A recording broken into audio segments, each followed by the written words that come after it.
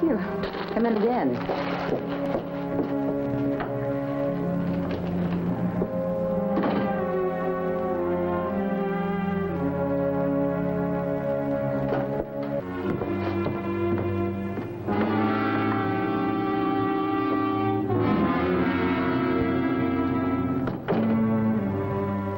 What's the matter? There's 20. It's all right. Sure, if you don't know money. There's only one man who can turn them out this good. Clint, are you sure?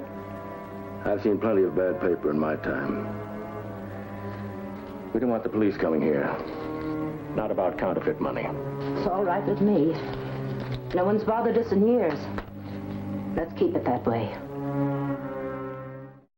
The town was being hit with counterfeit 20s, and City Hall asked M Squad to cooperate with the Treasury Department. About 50 bills had turned up. That's $1,000. My name is Frank Ballinger, Detective Lieutenant M Squad, a special detail of the Chicago Police. We'd worked with the federal departments before, and this time I was assigned to help Special Agent Joe McAdams of the Treasury Department. It's beautiful work. Dr. Pierce was a top man. Yeah, wasn't Doc Pierce sent up to Leavenworth on a 10 or 20 about 5 years ago? Yes, and he died there 3 years later. But we never found the plates that made this bill. Here, see if you can tell the difference.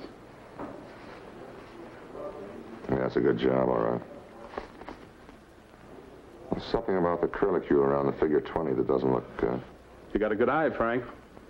That's one of the best bills since the war. Maybe we're in the wrong business. Well, was this stuff passed as new money? No, the lab says they've been aged recently. Rubbed with dirt and ashes. Well, any lead to the dirt or ashes? Oh, they could be found anywhere. Factory, shop, floor of some store. It's a lot of help. What we want is the king pusher and the plates. This money is so good, it can do a lot of damage to merchants and banks for years, unless we get it. Yeah, we understand. If you get anything, Frank, don't move in, huh? Yeah. Coordinate with McAdams. Ballinger. Oh, yeah. What's the address? Uh-huh. Okay, thanks.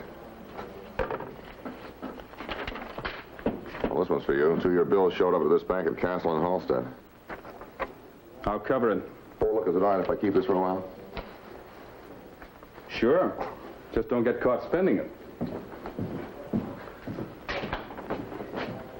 Almost won myself 20 bucks, huh? I went to see a man who lived near Bughouse Square. He could have been one of the country's greatest artists, but after 30 of his 65 years in various prisons, mostly for counterfeiting, Tom Booth had had enough. Now he was a night watchman.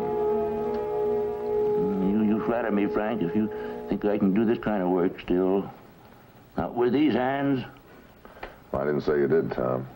Haven't held an etching tool for over 10 years. I got 5 the last time I did it.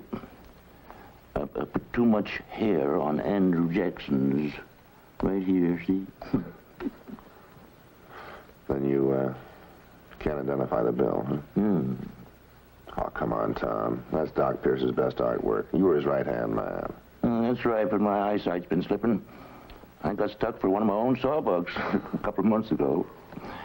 Must have been in circulation for 10 years. I guess some miser had it. Well, Tom, I guess when you begin to slip, the old-timers don't come around much anymore. Well, who says so? Clint Thompson comes? You almost had me there. Doggone it, Frank, stop pulling the cop stuff on me, will you? Thompson's behaving himself. I wouldn't talk to Wilson for real money. Well, that's all that's left of Doc's old outfit. Tom, if I wanted to get in touch with these guys, how would I go about it? I don't know. You got something on them? No, but I'm looking for Doc's old double sawbuck plates. That was struck from it. I don't put the finger on old friends. I won't tell you where Thompson is, but it's clean. Wilson, I don't see. As for the plates, well, old Doc was like a squirrel expecting a hard winter. After each run, he'd hide the plates somewhere. In an old tree, or in a well, or a trunk. Not even the people who were working with him ever knew where. The remark about how Doc Pierce used to hide his counterfeiting plates gave me an idea. I set up a rundown on the places he lived before he was sent away. In the meantime, we located Vic Wilson and had him brought in for questioning. Tried for passing counterfeit money, 1955. Acquitted for lack of evidence. Okay, I know the totals. 2 hits and 7 strikeouts. Not a very good percentage. Well, we'll try to increase our batting average for you, Wilson. You never could hang a counterfeit rap on me because I never touched the stuff. I don't know from nothing about any plates, Doc Pierce's or anybody else's. I work for a big contract printer, and my record's clean since I got out of Leavenworth. Can you prove it different? Well, we were just asking for a little information, that's all, Wilson. So, they never found Doc's best plates, huh? Stuff turning up on him? We are asking the questions. That's all, Wilson. You can go. Thanks. Thanks for everything.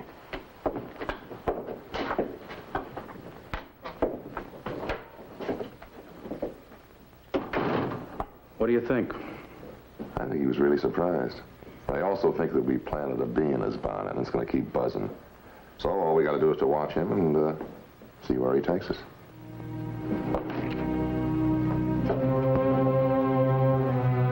Wilson made 7 different stops in the next few hours. He had all the earmarks of a man on a treasure hunt, and I had little doubt that the treasure was Doc's plates. I made a list of all his stops to check into later, but then he came to one where he spent a long time, the Alice Stationery Store. I got tired of circling, so I decided to check on him and started looking for a parking space. Hey, Doc liked you. Told you a lot of things. Talk.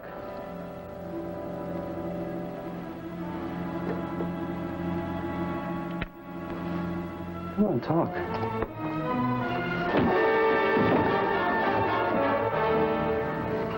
Why don't you tell me where they are?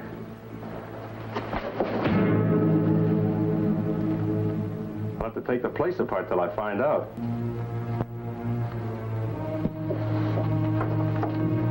Oh, we're still open. I don't know why the lights are out. Oh, Mr. Shouldn't be that. My husband ought to be here with the oldest things. Ought to be here now. Oh. Thank you. I can't understand it. I was only gone a few minutes. He ought to be here. Oh. What happened? Who did it? Why are you bleeding? Shall I call a doctor? Were you robbed, dear? Oh, are you all right, honey? There's nobody out back. The alley door was open. Clint, who did it? Clint. This is my husband, Clint Thompson. Well, Mr. Thompson, better get your hat and coat. We'll talk about this downtown. My husband hasn't done anything. Well, I certainly hope not. Won't you ever let him alone? Wilson was sure Doc had left the plates with me. What do I have to do to make you believe I'm leveling? Well, I guess Wilson doesn't have the plates. Yeah. Why didn't you report the woman with the phony 20? We told you. Yeah, 3 weeks later. And then you destroyed the bill. We burned it. We knew if we reported it, there would be questions and suspicions. We've been making out all right since Clint got out of prison. But if our customers find out about Clint's record... They won't find out if you're telling the truth. Look, you both know that destroying evidence is against the law. I told you about it. You wouldn't have known if we hadn't told you everything. What about the woman who bought the child's coloring book? Is she a regular customer? No, we never saw her before or since. Could you describe her? Stupid of me. I just didn't notice. Just not very good at remembering people. And you couldn't remember a woman who stuck you with a phony 20? I know how it sounds. I was doing something else. I didn't pay her any attention. All right, you two can go now. Don't leave town, huh?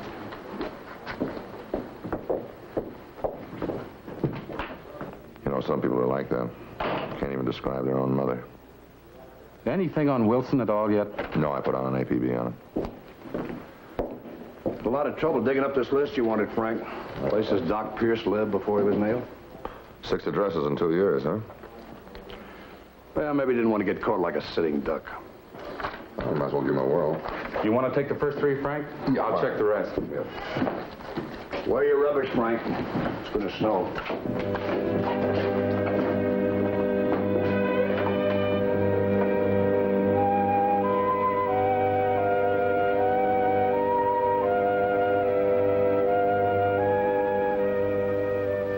You just keep being a good little boy, and this time next year you'll be out there on your sled.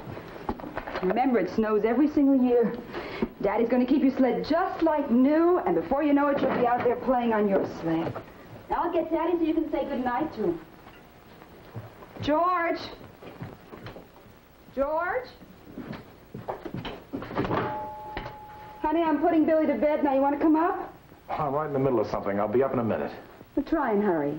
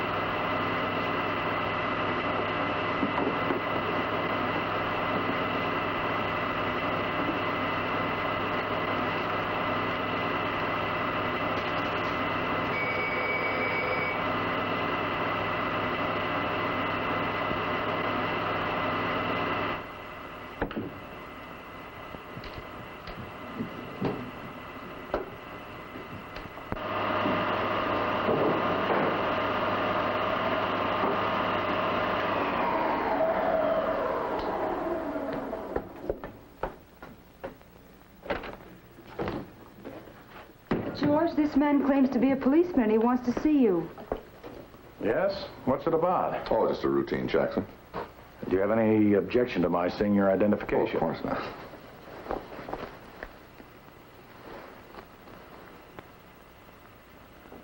Suppose I call downtown and check on you. Please do.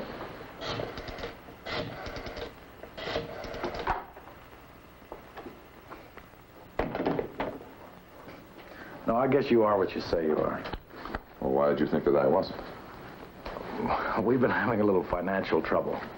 We got behind in some of our payments. You know how it can be with payments. Oh, boy. Anyway, all sorts of people from collection agencies have been coming to the door trying to intimidate us. One of them even said he was a policeman. That's a pretty serious offense. Did you report it? No. What's this visit about? Oh, we're just checking out a group of houses, and this happens to be one of them. Have you lived here long? About 6 months. Do you own it? No, we rent it. If you don't mind me asking, Mr. Eastman, what's your occupation? I'm a sales executive. Oh, what was that whirring sound I heard? Well, on my own time, I'm a do-it-yourself guy. I've got a workshop down there. You didn't happen to know the people that had rented this place before you? No, we didn't, but I think the renting agency could tell you that. All right, fine. I'll inquire of that. All right, thank you very much for your cooperation. Truly.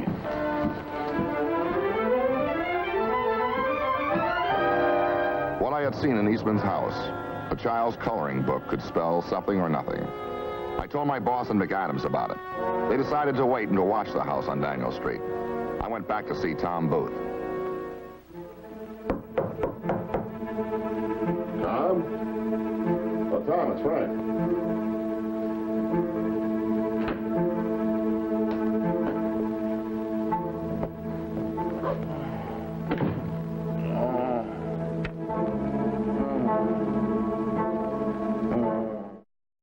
A telephone call got a city ambulance to Tom's place in a matter of minutes. He had no broken bones or serious injuries, but he'd have to stay in bed for a week. The first thing Tom said to me when he regained consciousness was Wilson. But I'd figured that out the minute I found him. Oh, you feel like talking now, Tom? I protect my friends. Wilson, I'll talk about all night if it'll help you nail him.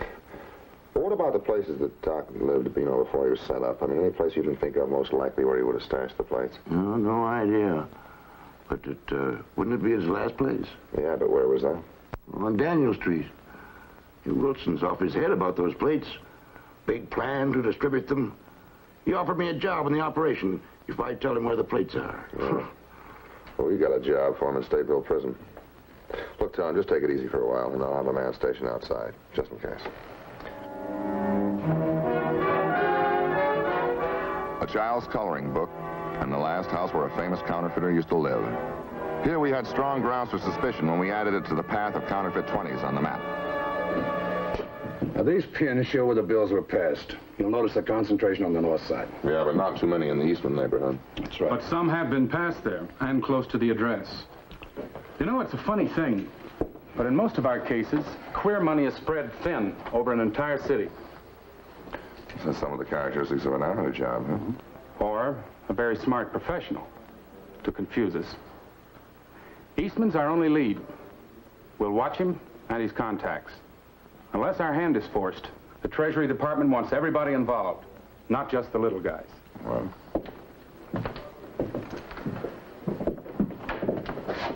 Oh, hello, Mrs. Thompson. Any luck? I think so. Were you able to identify the woman? This man drove me to a house on Daniel Street. A woman came out. She looked like the one that bought the child's coloring book. Well, to look like isn't really an identification. Well, we saw her in the market later, Oh. closer. Yes, I'd say she was the woman that gave me the 20. All right, thank you very much, Miss Thompson. Would you go with this man and make a signed statement, please? But what about Wilson? We don't want him coming back to beat up my husband Oh, again. don't worry. We have a man watching the store. Thank you.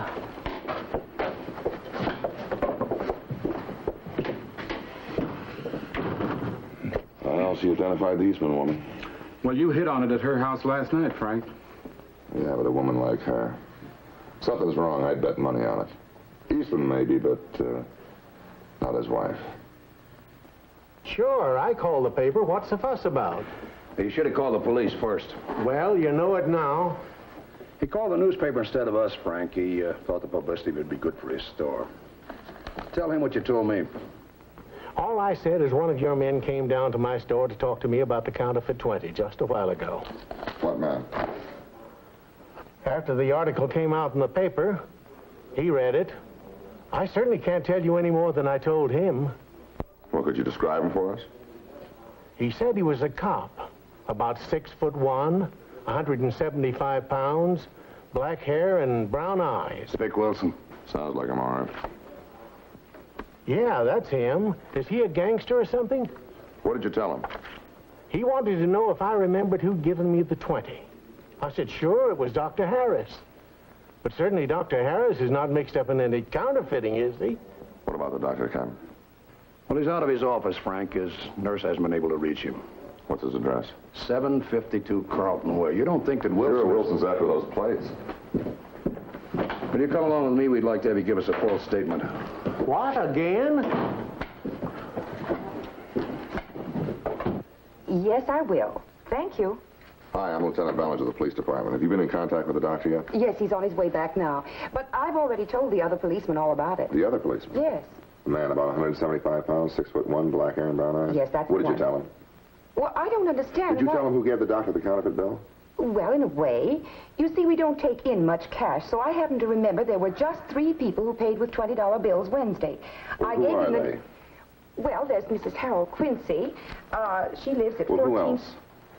And then there's Mrs. George Eastman. Now, the Eastmans... Yeah, they live on, well, the other address is Mrs. James Powell. We'd been waiting to trap bigger game, but a hijacker had moved in on us. Wilson was a dangerous man. It was obvious that he didn't know Eastman if he was trying to locate whoever was passing the counterfeit money.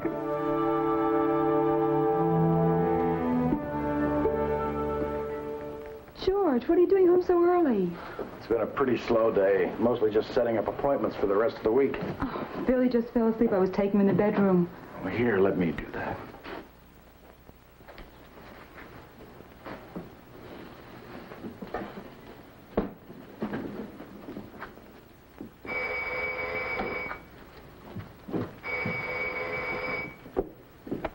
Mrs. Eastman, Yes. I want to talk to your husband. George Eastman? Yes? What do you want? Plates. What plates? Plates and 20s. And don't act cute with me. I know what I'm talking about. Do we owe you a bill or something? Don't give me that noise, lady. I haven't got time for games.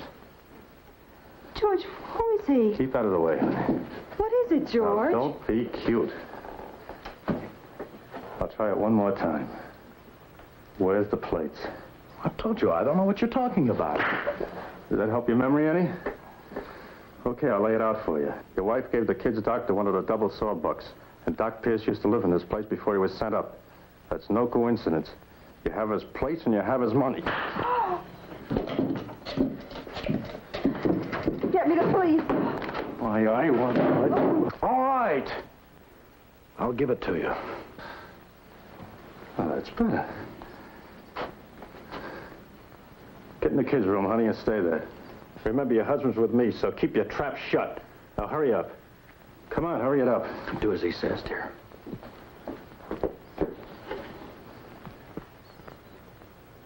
Now, show me.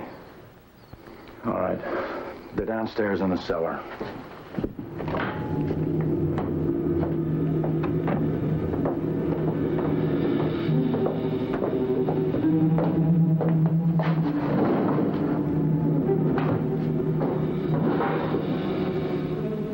Our stakeout told me a man answering Wilson's description was still in Eastman's house. I smelled danger. I decided to try the backyard door for a chance to move in quietly.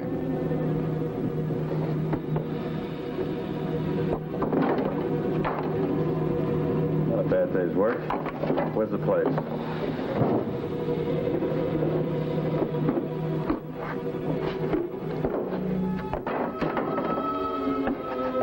What I want, all right.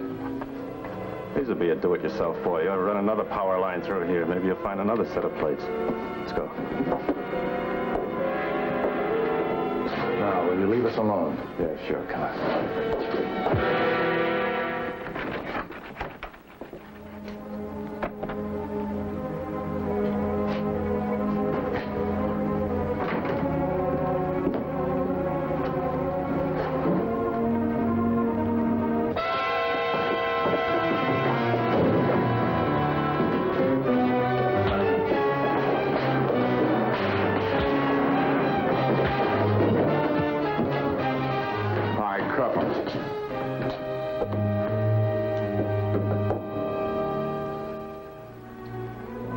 Found the money in the wall, I never thought I'd really use it.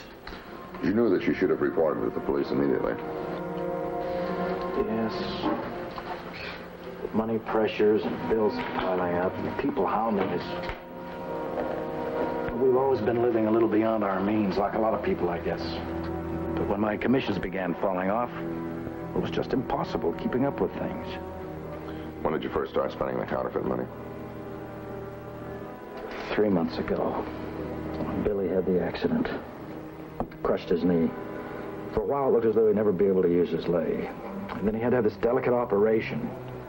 The whole thing was terribly expensive. Weeks in the hospital. Well, what about the clinics? For people like us, well, we've been living in a certain way. Keeping up a front. So when my son got hurt... What's going to happen to us? Well, fortunately, he doesn't have a record. The court takes everything into consideration.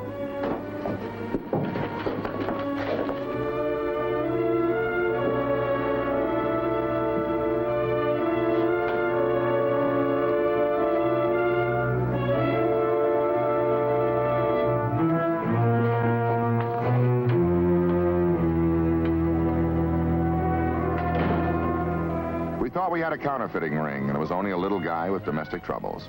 Eastman, a first offender, got 5 years on probation. I was glad for his wife's sake. He's making restitution now. Vic Wilson, the repeater, went away for 10 years in Statesville Prison, where he is kept busy with plates in the dishwashing room.